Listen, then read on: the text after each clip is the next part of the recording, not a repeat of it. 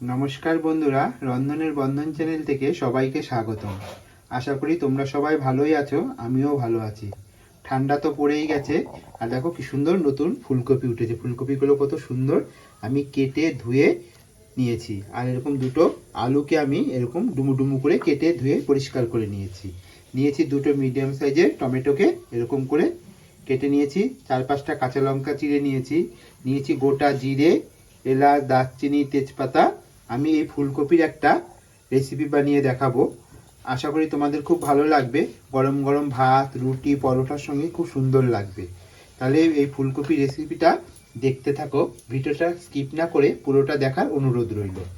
আমি এর সঙ্গে মটরশুঁটিও দেব। এদিকে আমি গ্যাসে একটা কড়াই বসিয়ে দিয়েছি, কড়াইটা আমার গরম হয়ে গেছে। এবার পরিমাণ মতো আমি তেল দিয়ে দেব। কড়াইতে আমি সর্ষের তেল দিয়ে দিয়েছি, সর্ষের তেলটা ভালো করে গরম করে নেব। তেলটা আমার গরম হয়ে গেছে, এবার আমি ফোড়নগুলো দিয়ে দেব। গ্যাসের ফ্লেমটা আমি একদম কম করে দেব। ফোড়নটা আমার ভাজা হয়ে গেছিল। আমি আলু, ফুলকপি আর চেরা কাঁচা লঙ্কা সবগুলো আমি একসঙ্গে দিয়ে নিয়েছি।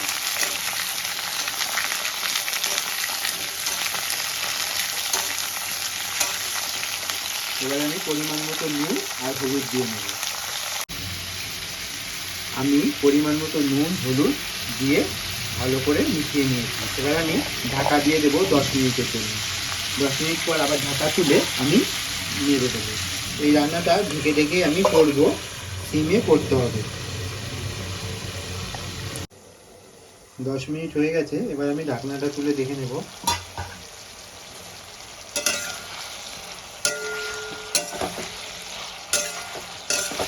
গ্যাসের ফ্লেমটা আমি একটু বাড়িয়ে দেবো। আলুগুলো আমার সেদ্ধ হয়ে গেছে খুব সুন্দর, দেখুন। এবার আমি মটর দিয়ে দেবো। আমার কাছে ঘরে ফ্রোজেন মটর ছিল, সেটাই আমি দিয়ে দিলাম। আপনাদের কাছে যদি ফ্রেশ মটর থাকে সেটাও আপনারা দিতে পারেন। এবার আমি কেটে রাখা টমেটোটাও দিয়ে দেবো।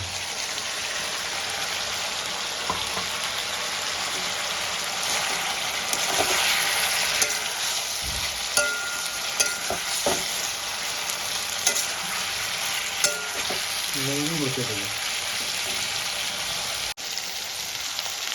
আমি হালকা করে নেড়ে দেবো যাতে নিচে না লেগে যায়,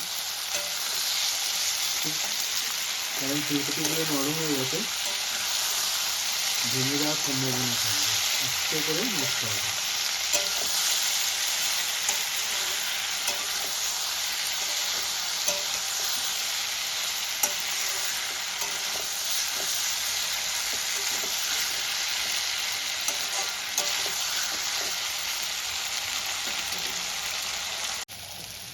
টমেটোগুলো গলে গেছে, আমার রান্নাটাও অলমোস্ট হয়েই গেছে।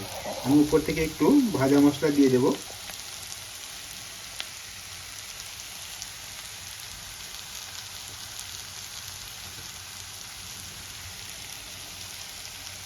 এখানে আপনারা কসুরি মেথি, ধনে পাতাও দিতে পারেন।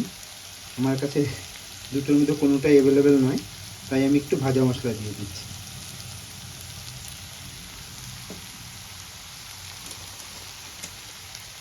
দিয়ে দেব গরম মশলা। আমি এখানে এভারেস্টের গরম মশলাটা দিলাম। এবার সবগুলো ইনগ্রিডিয়েন্টস আমি একসঙ্গে মিশিয়ে নেব। আমার রান্নাটা প্রায় কমপ্লিট। যদি চাইলে আপনারা একটু চিনিও দিতে পারেন। পুরো রান্নাটা হয়ে গেছে। এই সময় আপনারা একটু ধনেপাতা কুচি নাহলে কসুরি মেথি দেবেন, টেস্টটা আরও ভালো আসবে। এবার আমি গ্যাসের ফ্লেমটা বন্ধ করে নেব, একটা বলে সার্ভ করে নেব। আমি একটা বলে সার্ভ করে নিয়েছি। এরকম শুকনো শুকনো ফুলকপি, আলু, মটরশুঁটির তরকারি কে কে কে খেতে পছন্দ করো আমাকে কমেন্টে জানাও। আশা করি আজকের রেসিপিটা তোমাদের ভালোই লাগবে।